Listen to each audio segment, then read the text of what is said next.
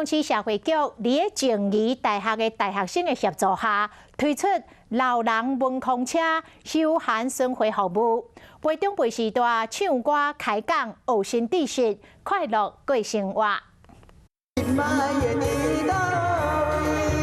社会妈妈咧唱台语歌，互现场的观众听甲真入迷。这毋是 KTV， 是台中市社会局所推出的老人文空车。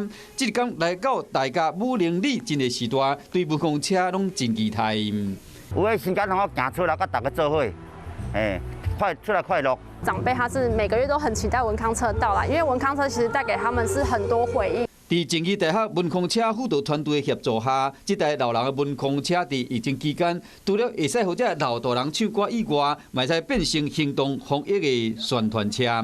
用到咱以前做囡仔时代迄种的趣味的情景，搁出来安尼啦。